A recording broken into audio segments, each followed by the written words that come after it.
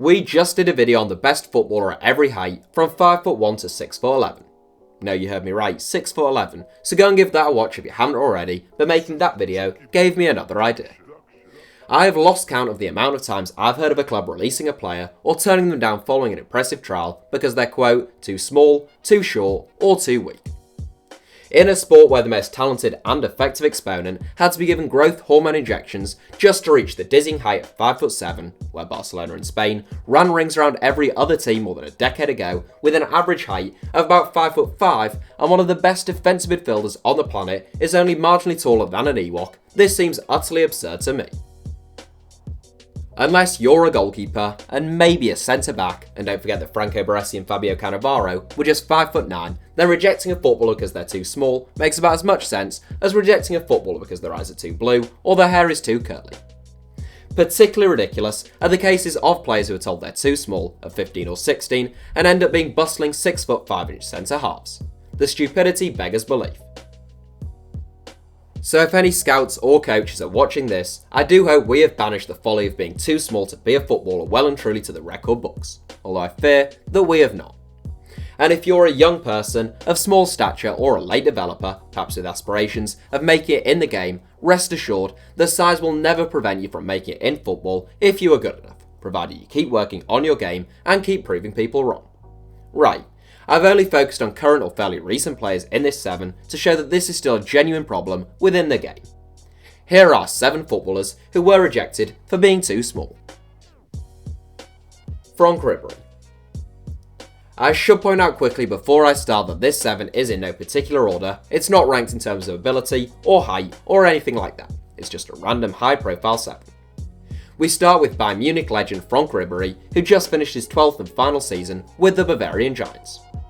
One of the finest wingers of his generation, Ribéry has topped the Bundesliga assist charts in 3 separate seasons, coming close to winning the Ballon d'Or in 2013. A brilliant dribbler of the ball, at his best, Ribéry was quick, creative, and capable of chipping in with more than his fair share of goals. Incredibly, despite his technical ability being so obvious from an early age, Ribéry was released by his club Lille at the age of 60. The Frenchman says Lille had wanted to release him for some time for being too small, and he ended up signing for Bologna. 20 years, 25 trophies, and 3 French Footballer of the Year awards later, Lille may look back and regret letting the little man go. Antoine Griezmann. I don't mean to pick on the French, but it's worth noting that the too small idiocy isn't a plague unique to the English game, and we have another Frenchman in 6th place. Antoine Griezmann is one of the most talented and complete forwards in the world game, and he has hit 20 plus goals in every one of the last 6 seasons, aged 28. It hasn't always been quite so plain sailing for the 2-time Ballon d'Or bronze medalist though. When he was starting out in the game, Griezmann was rejected by a number of academies despite his talents due to his slim frame. Ligue 1 side Montpellier were one such side, but thankfully for Griezmann, he was spotted by a scout from Real Sociedad in a trial match for Montpellier. He was invited to train with the Spanish outfit for a week, then another week, and then he was offered a contract. 9 years later, Sociedad sold him for €30 million to Atletico Madrid. Griezmann has gone on to become the talisman of both Atletico Madrid and the French national team, winning the Golden Boot and Best Player awards at Euro 2016 and the Silver Boot and the Bronze Ball when France won the 2018 World Cup a couple of years later. What's more, at 5'9", Griezmann really isn't particularly short, and maybe Montpellier will think twice about telling a 14-year-old they're too small now. Jamie Vardy. Antoine Griezmann's journey to the top may not have been straightforward, but it was a walk in the park compared to Jamie Vardy's, who was still playing non-league football at the age of 25. Vardy was at Sheffield Wednesday as a 15-year-old, but he had to drop into the local non-league game after being released due to his size. But in Vardy's case, this probably proved to be a blessing in disguise. The fast and impish frontman scored goals aplenty for Stocksbridge Park Steels, Halifax Town and Fleetwood Town before getting his big shot at Leicester City. By this stage into his mid-20s and 5'10" tall, Vardy has had a fairy tale 7 years with the Foxes. Just playing in the Premier League would have seemed like a pipe dream for Vardy in his early 20s, never mind winning a Premier League title, winning the Premier League Player of the Year award and representing England 26 times. Since that incredible title-winning campaign, Vardy has continued to score goals regularly in the Premier League as one of the division's most consistent and effective marksmen. He's won more league titles than Sheffield Wednesday have in the last 89 years, and Owls fans could be forgiven for wondering what may have been. Andy Robertson. One of the standout players in the Premier League last season, Andy Robertson's rise is not as well documented as Jamie Vardy's, but it's just as creditable. The Glasgow-born fullback began his football education at Celtic, the club Robertson supported, but he was released at under 15 level because he was too small. He joined the Queen's Park Academy, and at the age of 18, he began playing for the club in the 4th tier of Scottish football. An impressive campaign attracted the interest of Scottish Premiership side Dundee United. They lasted just a single season with the Terrors. That was because he'd caught the eye of Hull City scout Stan Ternan, and Steve Bruce signed him up for £2.85 million. Robertson was still raw, but he was talented, and most importantly, he had a real willingness to learn and improve. After 3 seasons at Hull City, Jurgen Klopp took a flyer on the Scottish international for an initial £8 million plus a future £4 million. What a bargain that's proved to be, and Robertson has come on leaps and bounds yet again at Anfield. He is now 5 foot 10 inches tall, 25 years old, a Champions League winner, and one of the best left backs in the world. Harry Kane. You've got to laugh really, haven't you? 6 foot 2 inch England talisman Harry Kane, who will be the focal point of just about any forward line in the world, was released by Arsenal at the age of 9 and told he was too small. Following an unsuccessful trial at Tottenham Hotspur and a fruitless 6-week trial at Watford, Spurs took a second look at Kane when he was just 11 and decided to give him a chance. Even at 20, following 4 uninspiring loan moves, little was expected of Harry Kane at the highest level. One thing that ties all these players together, though, is an unbelievable appetite to succeed and to learn, and even his earliest coaches testified that Kane had that in abundance. A shortage of options up front forced Tottenham to give Kane a chance, and he grabbed it with both hands. He scored 159 goals in 227 games since the start of the 2014-15 season, becoming one of the finest centre-forwards in the world. What's more, Kane is a fantastic athlete. He's not the quickest, but he's big, strong, and he can run for days. Arsenal's loss has certainly been Tottenham's gain. João Felix.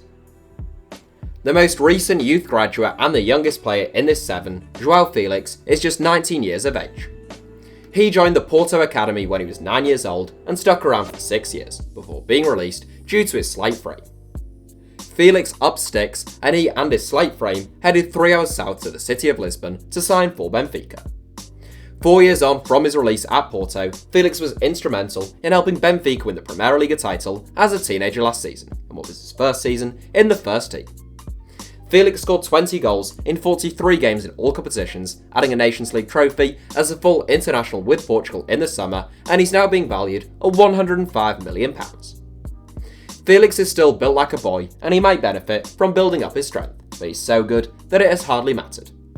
He's a world-class prospect, and although Benfica most likely won't be able to hang on to him much longer, their faith in the youngster will most likely pocket them one of the biggest transfer fees in the history of the game. The honourable mentions. There are honestly far too many players for us to mention even a fraction of them all here, and I'm sure all of you watching can think of an example of a player your club either rejected for being too small or was able to pick up on a free transfer since another club had done so. I will mention Manchester United fullback Luke Shaw, who was rejected by Chelsea due to his size and is now a 6 foot 1 inch England international who Southampton sold for £30 million. Everton midfielder Bernard was rejected twice by Atletico Mineiro for being too small, before they finally took a chance on him. Their willingness to do so saw them turn a €25 million profit when they sold him to Shakhtar Donetsk. In fairness, Bernard is absolutely tiny, and he's still only 5'5", but he's a great little technician, and he's won 14 caps for Brazil. Borussia Dortmund star Marco Reus was originally released by his hometown club due to his size, but they ended up having to buy him back for €17.1 million from Borussia Mönchengladbach. Reus has always been a resilient character, and he's had to be, coming back from multiple injuries after some have written him off, and he did that again with an incredible campaign last season. Fellow wideman Riyad Mahrez was rejected by a number of teams in France who said he was either too slim, too small, or both. He had to take the long route starting out at AAS Sarcelles, an amateur club in a poor suburb of Paris with a large number of African immigrants. The cream always rises to the top though, and like his fellow former too small Leicester teammate Jamie Vardy, Mahrez really made his mark when the Foxes won the Premier League. We could go on with players like Charlie Austin, Sam Clucas and Dean Windass, but we'll leave it there for now. You get the point, it happens a lot, and here's one more case for good measure. Roy Keane. The oldest inclusion in this 7, Roy Keane has to feature here since he typifies the mental strength, resilience and determination required to make it in football that all of these players share. Keane was involved in both football and boxing as a child in Ireland, and he was named as Rockmount Youth Team's Player of the Year as a youngster. Despite that, whilst a number of his teammates were offered trials in England, Keane was not. The message then, as it had been when he went for international trials in Dublin, was that Keane was simply too short. Undeterred, he finally convinced semi-pro side Cobb Ramblers to take a chance on him. So determined was Keane to prove himself that he'd often play for both the club's first team and youth team in the same week, and sometimes on the same weekend. He was eventually spotted by a scout at Nottingham Forest, and he was finally invited to his first trial in England.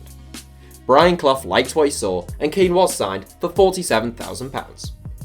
3 years later, a 21-year-old Keane made the PFA Team of the Year and joined Manchester United for a British record transfer fee of £3.75 million.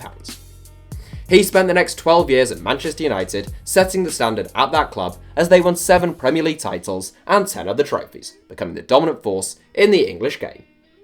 The single most important footballer of the Premier League era, being rejected for being too small, should have ended that nonsense. Sadly, it didn't. So that's it for our 7. Thanks for watching, feel free to subscribe and turn on notifications for more from us if you enjoyed the video, and you can now also follow us on Twitter for more ramblings from me. Our username is simply at HITC Sevens.